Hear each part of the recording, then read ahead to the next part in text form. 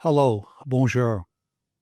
I'm Michael Rousseau, President and CEO of Air Canada. This is the video that infuriated French Canada.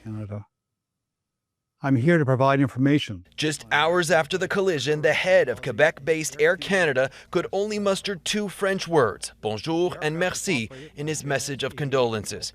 Francophone Québécois pilot Antoine Forêt was killed on the flight that originated from Montreal. Many passengers and crew were French speakers. Particularly in these circumstances, a lack of judgment and lack of compassion.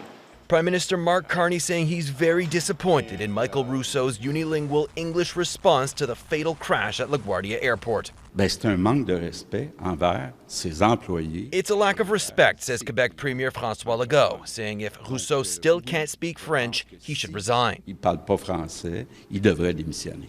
A big reason the outrage is so intense, this is not the first time. In 2021, after raising the ire of Francophones by giving a speech almost entirely in English at Montreal's Chamber of Commerce, Rousseau said he'd lived just fine in Montreal for 14 years without speaking Quebec's primary language. I've been able to live in Montreal without speaking French. That didn't go over well, with Quebec politicians expressing repeated concerns about the decline of the French language as it's surrounded by a sea of English in North America. Rousseau later apologized and pledged to learn French, but 5 years later, it would appear not much progress has been made.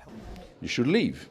You should acknowledge the fact that he doesn't have the requisite respect for Quebec society and all French Quebecers and French Canadians. He did not respect the Francophone community, and that's on him to defend. Rousseau has been summoned to testify before the House of Commons Official Languages Committee.